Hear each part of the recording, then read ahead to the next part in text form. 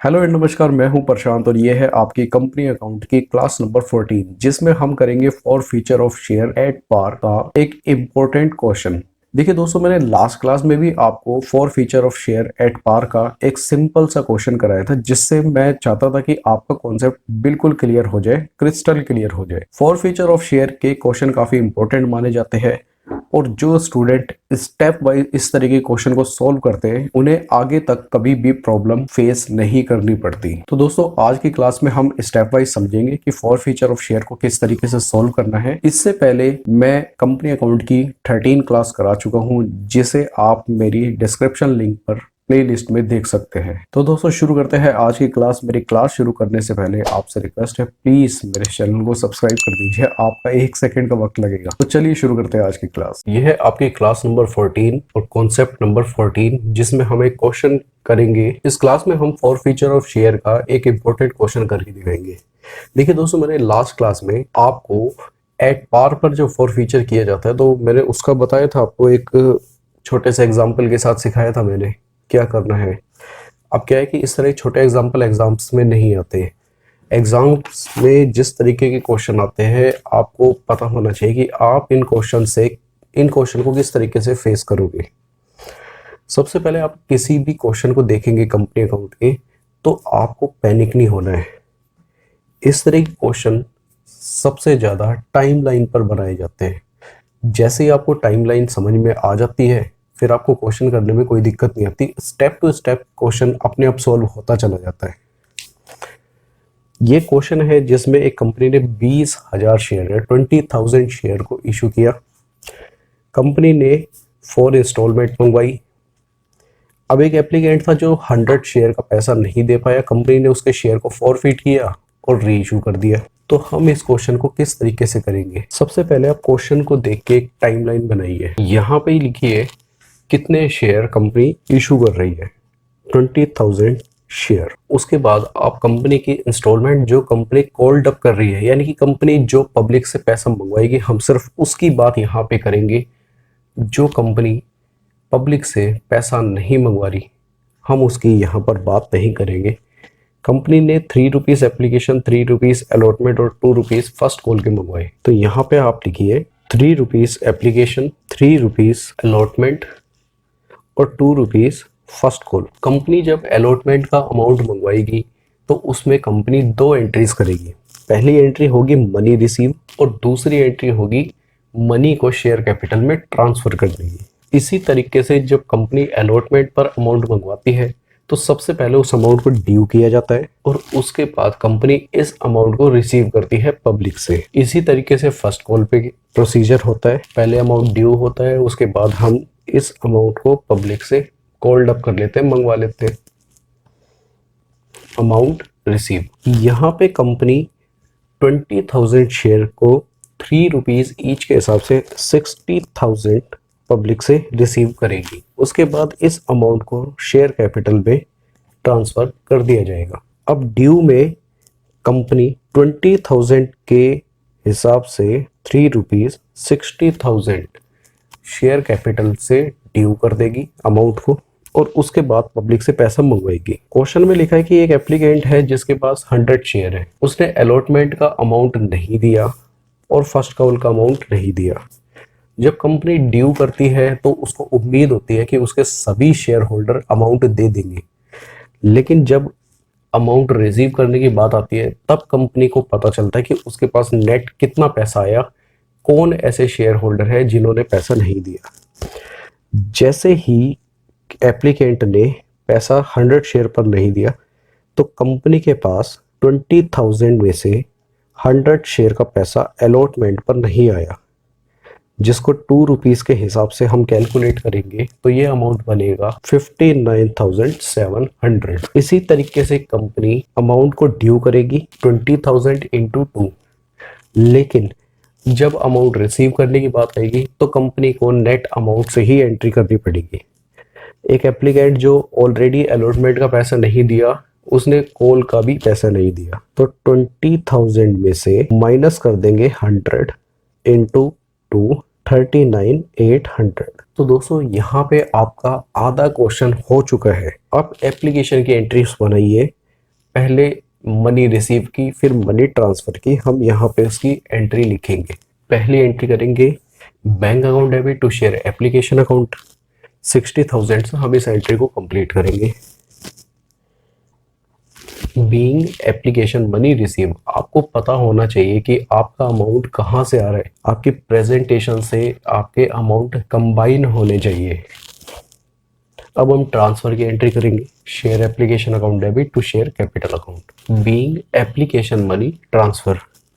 तो हम ये दोनों एंट्री कर चुके हैं। इसके बाद हम अलॉटमेंट की एंट्री करेंगे, सबसे पहले ड्यू की, उसके बाद हम अमाउंट रिसीव की एंट्री करेंगे। तो सबसे पहले हमने ड्यू की एंट्री की, उसके बाद हमने अमाउंट रिसीव की एंट्री की। आपको पता होना चाहिए कि आपके पास 59,700 की हुआ है, क्योंकि हमने इसको प्रेजेंटेशन में पहले ही समझा दिया। अब हम फर्स्ट कॉल की एंट्री करेंगे। सबसे पहले हम ड्यू की एंट्री करेंगे, share first call account debit to share capital account. इसके बाद हम 20,000 शेयर में से जो 100 शेयर का पैसा नहीं आया उसकी एंट्री करेंगे bank account debit to share first call account. तो दोस्तों हमने यहाँ तक अपना अकाउंट तैयार कर लिए हैं, एप्लीकेशन, अलॉटमेंट और फर्स्ट कॉल हमने इस पे काम कर लिया।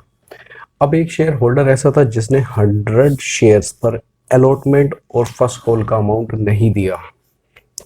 हमें इन सभी एंट्री में से वो 100 शेयर्स को अलग कर देना है। उसके लिए हम इन सभी एंट्री की एक कंबाइन एंट्री को रिवर्स कर देंगे, जिससे 100 शेयर का पैसा इन सभी एंट्रियों से बाहर हो जाएगा। उसके लिए आपको सबसे पहले क्या करना है, सबसे पहले आपको ये पता करना है कि इन 100 शेयर से कौन कौन से अकाउंट अफेक्ट हुए हैं। जब हम इस तरीके के एनालिसिस करेंगे तो सबसे पहले आपको इन्हीं एंट्रीज को दोबारा रीचेक करना है। एप्लीकेशन अकाउंट एक बार आपका क्रेडिट है, एक बार आपका डेबिट है, इसका अफेक्ट खत्म हो गया। इसका मतलब इस बैंक अकाउंट में 100 शेयर्स का पैसा है,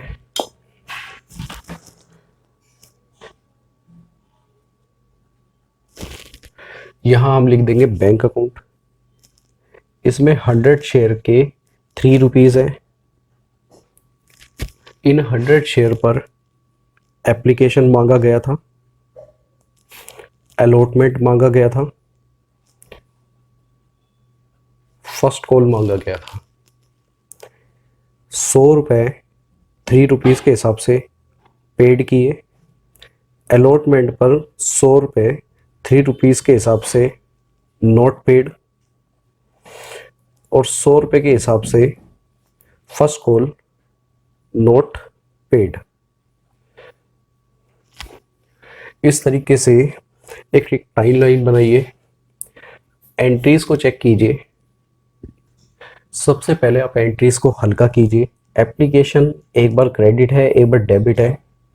अलॉटमेंट एक बार डेबिट हुआ, एक बार क्रेडिट हुआ। और फर्स्ट कॉल एक बार डेबिट हुआ, एक बार क्रेडिट हुआ। इस बैंक अकाउंट में एप्लीकेंट के 300 रुपये थे। शेयर कैपिटल एक बार बैंक अकाउंट में और एक बार शेयर कैपिटल में 300 इस एप्लीकेंट के चले गए। दूसरी बात हम करेंगे अलॉटमेंट पर, यहाँ पे शेयर कैपिटल में 300 चले गए, लेकिन बैंक अकाउंट में पैसा नहीं आया, इसलिए 300 रुपये से पहले से ही कम एंट्री हुई है। अब इसकी वजह से अलॉटमेंट अकाउंट एक बार डेबिट हुआ 60,000 से, क्रेडिट हुआ 59,700 से, यानी कि 300 रुपये से कम क्रेडिट हुआ, हम उसे डेबिट कर देंगे। अब इसकी वजह से शेयर होल्डर अकाउंट जो एक बार 60,000 से डेबिट हुआ और एक बार 59,700 से क्रेडिट हुआ, एक्चुअलिटी हमें क्रेडिट से मालूम होगी क्योंकि अमाउंट हमें सिर्फ 59,700 मिला है, 300 रुपये हमें कम मिला। तो जो हमसे डेबिट हुआ था गलती से, हम उसे क्रेडिट कर देंगे, शेयर अलॉटमेंट क्रेडिट कर देंगे। अब इसी तरीके से हम फर्स्ट कॉल पर देखेंगे।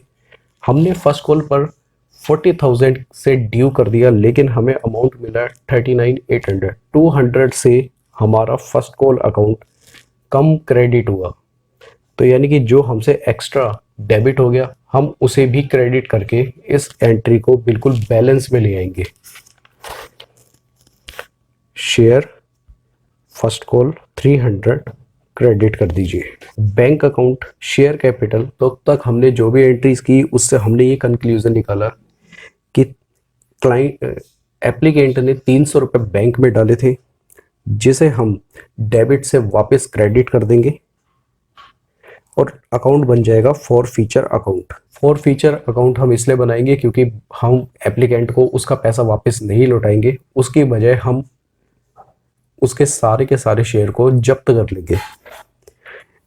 इस एप्लीकेंट की वजह से शेयर कैपिटल 800 से क्रेडिट हुआ, तो हम इसे डेबिट करके रिवर्स कर देंगे। अलॉटमेंट अकाउंट जो इस एप्लीकेंट की वजह से डेबिट हो गया, उसे हमने क्रेडिट कर दिया और ऐसे ही हमने फर्स्ट कॉल को किया। अब हम इसकी एक जर्नल एंट्री बनाएंगे। शेयर कैपिटल को हम कर देंगे डेबिट और बाकी सभी अकाउंट को कर देंगे क्रेडिट। तो share capital account debit, to share allotment, to share first call, to share forfeiture account. Share capital में हम लिखेंगे 800। अलॉटमेंट का अमाउंट जो मंगवाया गया था लेकिन पे नहीं किया वो था 300 रुपीज़। इसी तरीके से फर्स्ट कॉल का 200 रुपीज़ और जो बैंक में आया था 300, उसे हमने एक फॉर फ्यूचर अकाउंट बना के उसमें ट्रांसफ़र कर दिया है। बीइंग, दोस्तों आपको इस तरीके की जो एंट्रीज है, जैसे मैंने इसे यहाँ कलर्ड किया है, इधर भी कलर्ड है, इससे आपकी काफ़ी अंडरस्टैंड बढ़ेगा और क्वेश्चन में आपको ज़्यादा कंफ्यूजन नहीं होगा। अब देखिए क्वेश्चन का मेनली 3 पार्ट्स थे। पहला पब्लिक से अमाउंट मंगवाना, दूसरा एप्लीकेंट के 100 शेयर को फॉरफिटेड करना और तीसरा पार्ट है कि उन शेयर को वापस री इशू कर देना। अब हम री इशू पर बात करेंगे। कंपनी ने उन सभी 100 शेयर को 8 रुपीज़ 50 पैसे में वापस री इशू कर दिया। कंपनी के बैंक अकाउंट में 850 रुपीज़ आएंगे, जबकि इन शेयरों की कीमत थी 332 यानी कि 8 रुपीज़। हमने 8 रुपीज़ के शेयर को 8 रुपीज़ 50 पैसे में इशू कर दिए। 50 पैसे का जो मुनाफा हुआ उसे हम बोलेंगे सिक्योरिटी प्रीमियम और बाकी अमाउंट शेयर कैपिटल में चला जाएगा। 850 हम इसकी भी जनरल एंट्री करेंगे। Bank account debit to share capital account to security premium being reissue of 100 shares. अब हमें शेयर की बैलेंस शीट बनानी है। उससे पहले हम देख लेंगे कि हमें बैलेंस शीट में किस किस अकाउंट की जरूरत पड़ेगी। अगर हम यहाँ से वापस रिवर्स जाए तो हमें बैंक अकाउंट मिलेगा, शेयर कैपिटल अकाउंट मिलेगा। हमें यहाँ बैंक पे 60,000 मिले और शेयर कैपिटल में 60,000 मिले। दोनों की हम पोस्टिंग इनके अकाउंट्स में करेंगे। नेक्स्ट एंट्री में शेयर कैपिटल और बैंक अकाउंट, जिसमें बैंक में 59,700 जाएंगे और शेयर कैपिटल में 60,000। अब थर्ड एंट्री शेयर कैपिटल और बैंक अकाउंट। बैंक अकाउंट में आप डालिए 39,800 और शेयर फर्स्ट कॉल में डालिए 40,000। शेयर कैपिटल अकाउंट 800 से डेबिट है, यहाँ माइनस कर दीजिए। अलॉटमेंट फर्स्ट कॉल और फर्स्ट कॉल इन सभी से एडजस्ट हो जाएगा। अब फिर शेयर फॉर फ्यूचर अकाउंट की बात करेंगे। शेयर फॉर फ्यूचर अकाउंट, इसे उठाकर हम डाल देंगे शेयर फॉर फ्यूचर अकाउंट 300, इसे हम उठा के कैपिटल रिजर्व में ट्रांसफर कर देंगे। तो इस तरीके से हमारे पास एक सिक्योरिटी प्रीमियम का अकाउंट मिल जाएगा जिसमें हमने 50 रुपीज़ डाले हुए और इसके अलावा बैंक अकाउंट 850, शेयर कैपिटल 800 और कैपिटल रिजर्व 300 रुपीज़। ये 4 अकाउंट के लिए आपको बैलेंस शीट बनानी है। वीडियो के एंड में आप देखेंगे मैंने एक बैलेंस शीट इस वीडियो के एंड में बनाई हुई है। आप वहां से उसे आराम से कॉपी कर लेना, आपको पता चल जाएगा किस तरीके से आपकी बैलेंस शीट बनती है। बैलेंस शीट में मेनली 2 पार्ट होते हैं, इक्विटी एंड लायबिलिटी और एसेट्स। हमें ये 3 आइटम उठा के यहाँ पे डालनी है, शेयर कैपिटल, सिक्योरिटी प्रीमियम और कैपिटल रिजर्व। बैंक मेनली आपका एसेट्स में आएगा जिसे आप बैलेंस शीट में आराम से देख लें। तो दोस्तों मिलेंगे नेक्स्ट क्लास में, एक और इम्पोर्टेंट क्वेश्चन करेंगे। खुश रहिए, बढ़ते रहिए। This is Prashant Kumar, sign of.